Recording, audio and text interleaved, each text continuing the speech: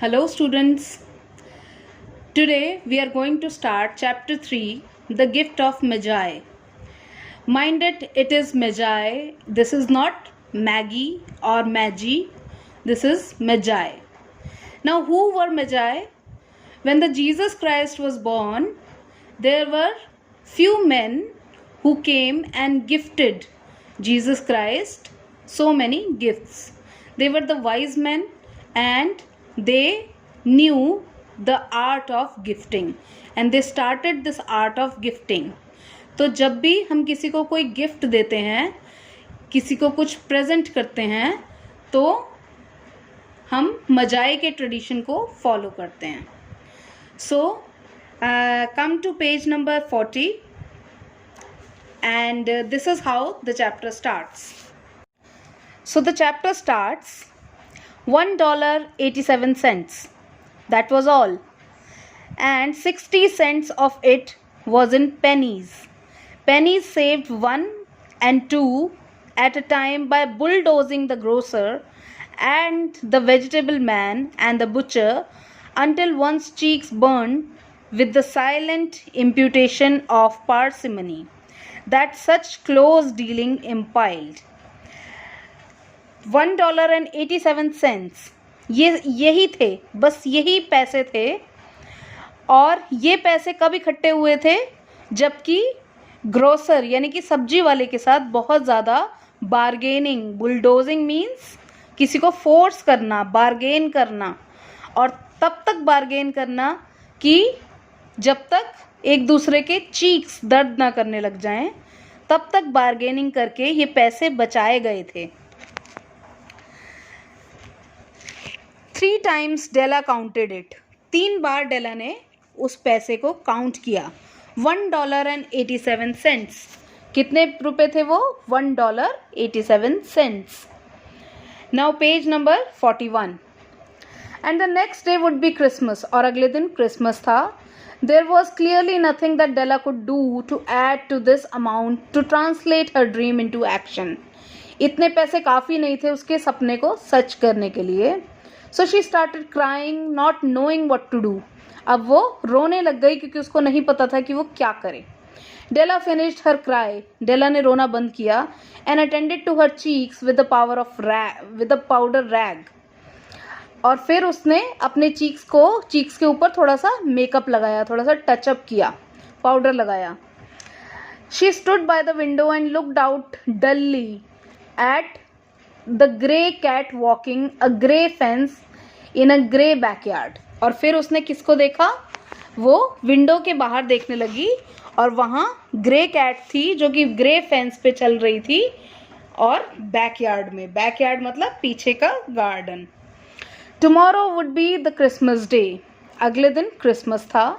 And she had only $1.87 with which to buy Jim a present. And she wanted to buy Jim a present. Now you can see there are 2 characters in the story. One is Della and another is Jim. Abhi, as we move on with the story, we will come to know what is the relationship between 2 of them. She had been saving every penny she could for months. अब डेला जो थी वो बहुत सारे पैसे बचा रही थी काफ़ी दिनों से. with this result. और उसने कितने पैसे बचा लिए थे? $1.87. $20 a week doesn't go far. उसको एक वीक में $20 मिलते थे और वो ज़्यादा दिन नहीं चल पाते थे. Expenses had been greater than she had calculated. जितने खर्चे उसने कैलकुलेट किए होते थे उससे भी ज़्यादा खर्चा उसका हो जाता था. They always are. हमेशा खर्चे जो होते हैं वो ज़्यादा हो जाते हैं. She had only $1.87 to buy a present for Jim. अब वो जिम के लिए प्रेजेंट खरीदना चाहती है और उसके पास $1.87 है. Her Jim, उसका gym. Many a happy hours she had spent planning for something nice for him. बहुत सारे घंटे उसने बिताए कि वो कुछ अच्छा उसके लिए प्लान करे. Something fine and rare and sterling, something little bit near to being worthy of the honor of being owned by Jim. कुछ ऐसा उसके लिए वो प्लान करना चाहती थी जो कि जिम के लिए वर्दी इनफ हो. Suddenly an idea struck her mind. Her eyes were shining brilliantly, और फिर उसके दिमाग में एक आइडिया आया. But her face has lost is colour with in 20 seconds, और 20 सेकेंड्स में ही उसके फेस का कलर उड़ गया. कहते हैं ना रंग उड़ जाना, तो उसके रंग उड़ गए. Rapidly she pulled down her hair and let it fall to its full length. अब उसने फटाफट अपने बाल खोले और उसके बाल जो थे वो बहुत लंबे थे. Now there were two possessions of James Dillingham Youngs. अब 2 पोजेशंस थी जेम्स डिलिंगम यंग्स की, जो कि जिम का नाम क्या है पूरा? James Dillingham Young. So you have to underline it. James का पूरा नाम है James Dillingham Young, in which they both took a mighty pride. अब इन यंग्स की क्या पोजीशन थी? 2 पोजीशन थी जिसमें वो कि बहुत ज़्यादा प्राउड फील करते थे. One was Jim's gold watch. Jim के पास एक गोल्ड की वॉच थी that had been his father's and his grandfather's, जो कि उनके पास पुश्तों से चली आ रही थी. द अदर वॉज डेलाज हेयर, और दूसरी पोजीशन उनके पास जो थी, डेला के पास उसके बाल थे. Had the queen of Sheba lived in the flat across the air shaft, Della would have let her hair hang out the window someday to dry, just to depreciate her majesty's jewels and gifts. अगर वो अपने बाल धो के सुखाने के लिए अगर वो अपनी विंडो से बाहर निकाल लेती थी, तो क्वीन ऑफ शीबा के सारे जूल्स भी फीके पड़ जाते उसकी ब्यूटी के आगे. Had King Solomon been the janitor with all his treasures piled up in the basement, Jim would have pulled out his watch every time he passed, just to see him pluck at his beard from envy. अब उसके पास जो gym के पास जो watch थी वो इतनी खूबसूरत थी कि अगर वो उसको बाहर निकालता कभी भी तो किंग सोलोमन भी जल के राख हो जाता. So now Della's beautiful hair fell about her, rippling and shining like cascade of brown waters. और उसके बाल इस तरह से लहरा रहे थे जैसे कि ब्राउन कलर का पानी लहरा रहा हो. It reached below her knees से नीचे गए उसके बाल, and made itself almost a garment for her. और ऐसे उसके बाल जो थे वो इस तरह से बिहेव करते थे जैसे कि उसके कपड़े हों, इतने लंबे बाल थे उसके. And then she did up it again nervously and quickly. और फिर उसने दोबारा से अपने बाल फटाफट बांध लिए बहुत नर्वसली और quickly. On went her old brown jacket, on went her old brown hat. अब उसने पुरानी अपनी जैकेट पहनी और पुराना हैट लगाया. With a whirl of skirts and with the brilliant sparkle still in her eyes, she fluttered out the door and down the stairs to the street. अब वो फटाफट कहीं बाहर निकल गई. Turn to page number 42, where she stopped. The sign read. जहाँ पे वो रुकी, साइन ने क्या कहा? साइन वहाँ पे एक साइन बोर्ड लगा हुआ था, उस पर क्या लिखा हुआ था? Madame Sofronie, hair goods of all kinds. वहाँ पे एक दुकान का बोर्ड था जिसका नाम था मैडाम सॉफ्रोनी, और उस पर लिखा हुआ था कि सारे बालों के जो हेयर गुड्स होते हैं, क्लिप्स होते हैं, कॉम्स होते हैं, वहाँ पे वो मिलते हैं. One flight up Della ran and collected herself panting. अब वो फटाफट ऊपर चढ़ती है. Madame large too white chilly hardly looked the Sofronie. अब वो बड़े ही मुश्किल से जो है सॉफ्रोनी को देखती है और वो क्या कहती है? Della, will you buy my hair? क्या तुम मेरे बाल खरीदोगी? डेला ने पूछा. I buy hair said madame. Sofronie ने क्या कहा? कि मैं बाल ही खरीदती हूँ. Take your hats off and let's have a sight at your looks of it, at the looks of it. अब वो क्या बोलती है कि अपनी हैट उतारो और मुझे अपने बाल देखने दो. Down rippled the brown cascade. और उसने जैसे ही हैट उतारी उसके बाल फ्लो करने लगे. $20 सेड मैडाम. मैडाम ने क्या कहा? $20 के मैं आपको ये बाल ले लूँगी आपके. Lifting the mass and with a practised hand. और उसने उसके बालों को हाथ से उठा के देखा और उसने क्या कहा, $20. Give it to me quick. उसने क्या कहा कि फटाफट मुझे $20 दे दो. Oh, and the next 2 hours she was ransacking the stores for Jim's present. और उसके बाद 2 घंटे उसने जिम का प्रेजेंट खरीदने के लिए इधर उधर वो घूमी. She found it at last. It surely had been made for Jim and no one else. Finally उसको मिल गया और ये जो चीज़ उसने खरीदी है ये सिर्फ जिम के लिए ही बनी थी. There was no other like it in any of the stores. इस तरह की चीज़ उसने कभी नहीं देखी थी, किसी स्टोर में नहीं देखी थी. It was a platinum fob chain. क्या था ये? एक फॉब चेन थी प्लैटिनम की. फॉब चेन मीन्स एक ऐसी चेन जो कि वॉच के साथ लगी होती है. Simple and chest in design. बड़ी सिंपल और बड़ी सिंपल सा डिज़ाइन था उसका. Properly proclaiming it's value by substance alone. और उसको देख के ही उसकी वैल्यू पता चल रही थी. कोई कोई चीज़ होती है ना जो इतनी ज़्यादा महंगी होती है कि उसको देख के ही पता लग जाता है कि ये तो महंगा होगा. It was even worthy of the watch. और वो चेन अगर वॉच में लग जाए जिम की तो वो वर्दी इनफ थी chain. As soon as she saw it she knew that it must be Jim's. जैसे उसने चेन को देखा उसने क्या सोचा कि ये तो जिम के पास ही होनी चाहिए. It was like him. वो बिल्कुल उसकी तरह ही थी. $21 they took from her for it. $21 की उसने वो खरीद ली. And she hurried home with 87 cents. और फिर वो घर पे चली गई 87 cents के साथ. With that chain on his watch gym might be properly anxious about the time in any company. अब वो जिम को देने के बारे में सोचती है और जिम जो है वो बहुत ही एंक्शियस होता उस चेन को लेने के लिए. When Della reached home, her intoxication gave way a little to prudence and reason. अब जैसी वो घर पे पहुंची वो उसको इतना नशा, इतनी एक्साइटमेंट सवार थी कि वो बिल्कुल भी कुछ सोच समझ नहीं पा रही थी. She got out of her curling irons and lighted the gas and went to work repairing the ravages made by generosity added to love. अब उसने बाल तो कटवा लिए हैं और अब उसको मतलब थोड़ा रिपेयर करना पड़ेगा ना, उसको थोड़ा ये दिखाना पड़ेगा कि कोई बात नहीं मैंने बाल कटवा लिए तो क्या हो गया.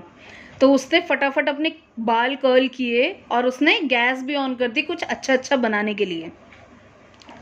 Within 40 minutes her head was covered with tiny close laying curls that made her look wonderfully like a torrent school boy. और वो बिल्कुल ऐसी लग रही थी कि जैसे एक छोटा सा एक टॉरेंट स्कूल बॉय होता है जिसके छोटे छोटे बाल जो होते हैं कर्ल्स वो हैट में से निकल रहे होते हैं. She looked at her reflection in the mirror long carefully and critically. और फिर उसने काफ़ी देर अपने आप को मिरर में देखा कि वो कैसी लग रही है. If Jim doesn't kill me she said to herself before he takes a second look at me he will say I look like a Coney Island chorus girl. अब वो सोचती है कि जिम मुझे देखेगा तो वो मुझे कॉनी आइलैंड कोरस गर्ल बुलाएगा. But what could I do. लेकिन मैं क्या करती. Oh what could I do with $1.87. $1 और 87 cents के साथ मैं कर भी क्या सकती थी. मैं कौन सा गिफ्ट खरीद सकती थी जिम के लिए. At 7 o'clock the coffee was made and the frying pan was on the back of the stove hot and ready to cook the chops. अब वो chops मतलब चाउमीन मतलब नूडल्स. तो वो नूडल्स बनाने के लिए उसने 7 बजे कॉफ़ी तो बना दी थी और साथ में ही उसने चॉप्स चढ़ा दिए थे, चाउमीन चढ़ा दिए थे. Jim was never late. Jim कभी भी लेट नहीं होता था. Della doubled the fob chain in her hand. अब उसने फोब चेन जो थी वो अपने हाथ में मुट्ठी में दबा ली. And sat in the corner of the table near the door. और फिर वो डोर के पास टेबल पे बैठ गई. And he always entered. वहाँ बैठ गई जहाँ से जिम हमेशा एंटर करता था. Then she heard his steps on the stairs and she turned white for just a moment. और फिर जैसे ही उसके कदमों की आवाज़ आई वो फीकी पड़ गई. She had a habit of saying little silent prayers about the simplest everyday things, and now she whispered. अब उसकी आदत थी कि वो सारा दिन प्रेयर करती रहती थी छोटी छोटी. अब वो क्या बोलती है, please God make him think I am still pretty. अब उसने बाल कटवा लिए हैं, उसको ये लग रहा है कि अब वो इतनी खूबसूरत नहीं रही है, क्योंकि उसके बालों की जो ब्यूटी थी वो तो माइनस ही हो गई ना उसके लुक्स में से. तो अब वो चाहती है कि उसका पति जिम उसको अभी भी उसी तरह से देखे जैसे कि वो प्रिटी है. Let's move on to page number 43. The door opened and Jim stepped in. अब दरवाज़ा खुला और जिम अंदर आ गया. एंड क्लोज्ड इट, और उसने दरवाज़ा भी बंद कर दिया. He looked thin and very serious. वो पतला लग रहा था और बहुत सीरियस लग रहा था. Poor fellow, he was only 22. वो सिर्फ 22 साल का था. And to be burden with a family, और उसके पास एक फैमिली का बर्डन था, और वो सिर्फ 22 ईयर ओल्ड था. He needed a new overcoat and he was without gloves. उसको नए ओवरकोट की भी ज़रूरत थी और उसके ग्लव्स भी पुराने हो गए थे, मतलब नहीं थे उसके पास gloves. Jim stopped inside the door. His eyes were fixed upon Della. वो डोर के अंदर आ गया और उसने अपनी आंखें डेला के ऊपर गड़ाए रखी. And there was an expression in them that she could not read. और उसकी आईज में जो एक्सप्रेशन था वो डेला पढ़ नहीं पाई. And it terrified her. और डेला को डर लगने लगा. It was not anger, nor surprise, nor disapproval, nor horror, nor any of the sentiments that she had been prepared for. उसकी आंखों में ना गुस्सा था, ना सरप्राइज था, ना डिसअप्रूवल था, ना डर था, ना किसी और तरह का सेंटिमेंट था. और वो बिल्कुल इस तरह के गेज के लिए, इस तरह के लुक के लिए प्रिपेयर्ड नहीं थी.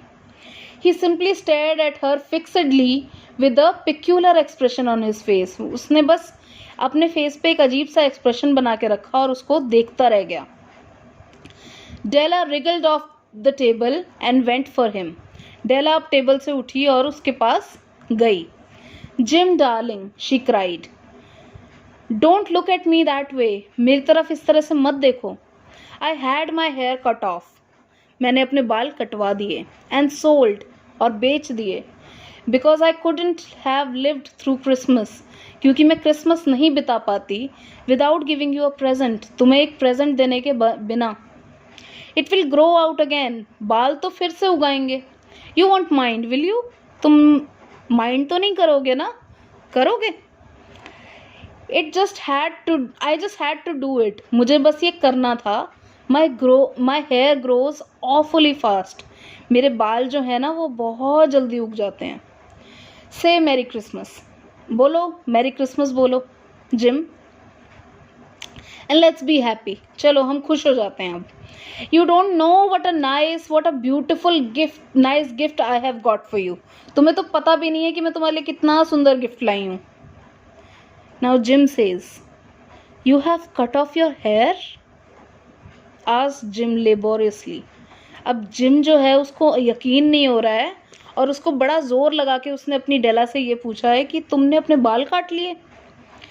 अब डेला कहती है कि cut it off and sold it. हाँ, काट दिए और बेच भी दिए. Don't you like me just as well anyhow. क्या तुम मुझे अभी भी उतना प्यार नहीं करते हो? I am me without my hair and I. अब मैं तो मैं ही हूँ ना, बस हेयर ही तो नहीं है. क्यों? Gym looked about the room curiously. अब जिम जो है वो इधर उधर देखता है रूम में.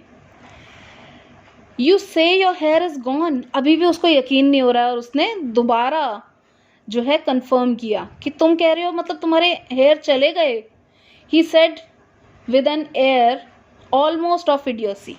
अब वो जैसे पागल लोग एक ही सवाल बार बार नहीं पूछते, वो इस तरह से दोबारा से उसने ये क्वेश्चन किया कि you say your hair is gone. You needn't look for it. तुम्हें इसके लिए नहीं देखना चाहिए. It's sold. I tell you, sold and gone too. मैंने वो बेच दिए, मैंने तुम्हें बोला ना, और वो चले भी गए. It's Christmas Eve boy. आज क्रिसमस की इवनिंग है. बी गुड टू मी, मेरे साथ अच्छा बिहेव करो, for it went for you, क्योंकि मैं तुम्हारे लिए तो कटवाए हैं। Maybe the hairs of my head were numbered, मेरे जो बाल जो थे सिर पे वो गिने चुने थे। She went on with a sudden serious sweetness, but nobody could ever count my love for you, shall I put the chops on Jim. अब वो क्या बोलती है कि मेरे बाल गिने चुने थे, लेकिन मेरा जो प्यार है तुम्हारे लिए वो गिना चुना नहीं है, वो एंडलेस है। अब मैं चॉप्स चढ़ा दूं, अब मैं नूडल्स बना लूं। Gym drew a package from his overcoat pocket, अब उसने अपने ओवरकोट की पॉकेट में से एक पैकेज निकाला and threw it up on the table, और उसने टेबल पे फेंक दिया। Don't make any mistake Della, कोई गलती मत करना Della, about me, but if you will unwrap that package you may see why you had me going a while at first. मुझे गलत मत समझना, लेकिन जब तुम उस गिफ्ट को अनरैप करोगी जो मैं तुम्हारे लिए लाया हूँ, तुम्हें पता लग जाएगा कि मैंने ऐसे बिहेव क्यों किया। White fingers and nimble tore at the string of and paper, और उसने फटाफट अपने हाथों से वो गिफ्ट को अनरैप किया। And then an ecstatic stream of joy, और फिर वो एकदम से खुशी से चिल्लाई। एंड देन अलास, और फिर उसकी चीख जो थी वो खुशी से सैडनेस में, गम में बदल गई। A quick feminine change to hysterical tears, और फिर वही औरतों का जो रोना होता है, फिर वो फटाफट रोने भी लगी। एंड वेल्स, और फिर वेल करने लगी अपने आप को। Necessitating the immediate employment of all the comforting power of the lord of the flat. अब वो बहुत ज़्यादा उसको बुरा लगने लग गया। For there lay the combs, क्योंकि उसके हाथ में जो थी, जो चीज़ उसके लिए जिम लेकर आया था, वो कॉम्स थे। The set of combs that Della had worshipped long in a Broadway window, वो सेट ऑफ कॉम्स थे जो कि डेला ने बहुत पहले एक विंडो में देखे थे और वो चाहती थी उन्हें खरीदना। Beautiful comb, pure tortoise shell, उसके ऊपर टॉर्टॉइस की शेल थे pure, with jewelled rims, they were expensive combs, she knew, and her heart had simply craved and yearned over them without the least hope of possession. अब वो उसको बार बार उन corms को देखती थी आते जाते, और उसको हमेशा से उनकी चाह थी कि ये मेरे पास आ जाएं कॉम्स, और उसको ये भी पता था कि वो उनको कभी नहीं खरीद पाएगी क्योंकि वो गरीब थी। Let's move on to page number 44.